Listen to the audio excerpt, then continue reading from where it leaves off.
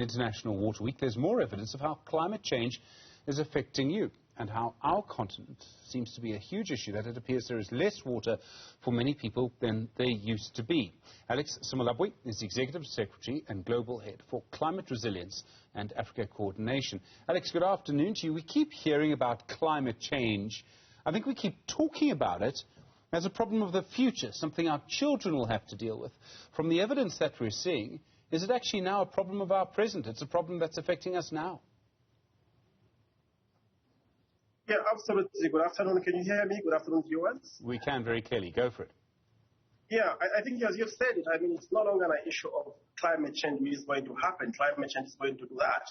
It is happening right now. I think we have seen in the SADC region how the coast of Mozambique, Zimbabwe, as well as the island of Madagascar and Malawi have very recently been impacted by cyclones. And we are seeing the whole of Africa, where I am here in East Africa, the drought that has been going on for years and causing major famine. So this is no longer an issue which is going to happen. It is happening right now. And actually the recent IPCC report that has just been released shows that there is need for accelerated urgency by African leaders, by the global community, and by everyone who can, including community leaders, to try as much as possible to try and have interventions for adaptation to climate change. I work for the Global Water Partnership, and for us, water is really key because everyone knows that climate change impacts rainfall. So what do we need to do now? What can we do now as Africa? Yeah, I think what we need to do is that we know for sure that interventions for adaptation, the solutions are there. There are many local initiatives that are there in different countries across Africa where the initiatives on rainwater harvesting, rainwater storage are there.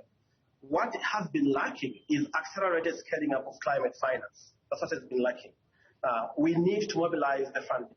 100 billion was promised by the global community to finance adaptation globally, but Africa has received very little right, despite the fact that we only contribute as a continent 4% of global emissions. So bold leadership is required both at the global level, but also using Africa's resources anymore, because this disaster is within South Africa in terms of one time you have floods that drought. The intentions are needed, particularly investment that is very, very. There are many issues around water supply in Africa.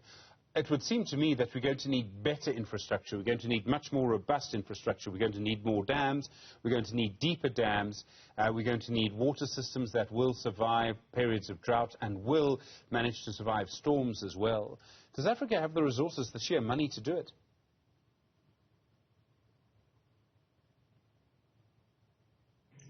Well, Africa is a very blessed continent in terms of natural resources. We have the natural resources, and with board leadership and commitment, we can mobilize most of the domestic financing that's required, especially for supplying of water supply, for financing water supply and domestic infrastructure, because as we know, 400 Africans lack access to good sanitation. Over 700 million Africans lack access to sanitation, and 400 lack access to safe drinking water. In the SADC region, only 61% of the population have decent access to water and sanitation, while 39% do not have access to decent sanitation. This is an African-led problem that needs to be dealt with African solutions. So African leaders, for instance, are already taking the lead by providing the biggest share of domestic financing for water supply and sanitation. But because of climate change, which has making a mess of basically the rainfall patterns, delaying the frequency for seasons, pushing them much further, there is need to partner with the global international community for them to meet their global share in terms of financing the incremental costs of climate change adaptation, the incremental costs of investments in water infrastructure because of climate change. So, at the same time, do we also need to play our role in stopping climate change? I mean, in South Africa, for example, we produce most of our electricity using coal-fired power stations. Do we need to stop doing that and try and cut down emissions too? Absolutely, and I think, to be fair, most African countries, including South Africa, are already doing their part. We know South Africa has signed, very recently coming out of Glasgow, COP26 conference, they signed a major deal to try and partner with some of the global powers in terms of transitioning away from fossil fuels, particularly coal. The country commitment is there. The leadership is there. But what is needed is the financing. We need to do all we can to partner with development partners to be able to mobilize the financing. So the will is there, but what is lacking is the global commitment. There is need for accelerated ambition. There is need for board leadership. And we've seen this, for instance, with the African Development Bank leadership, where they have recently announced what's called the Africa Adaptation Accelerator program, together with the Global Center for Adaptation, which is based in the Netherlands. The program, which was recently presented to the African Union Heads of State Summit in Addis, aims to mobilize 25 billion for adaptation in Africa. So that is board leadership. And the African Development Bank have said, look, they are going to put in 25 billion on the table through existing financing. The developed countries need to do their part by contributing the additional 25. Now, the additional 12.5. Now, that is board leadership. That is already happening. And it's not only that.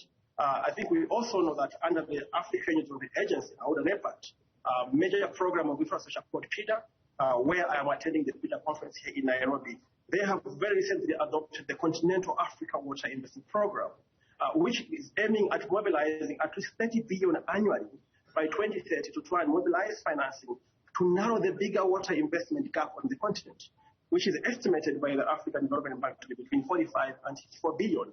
So the leadership is there, the commitment is there, but this needs to be accelerated in partnership with development partners and local leadership. Alex Simalabwi, thank you very much indeed, Executive Secretary and Global Head for Climate Resilience and Africa Coordination. I really appreciate the time.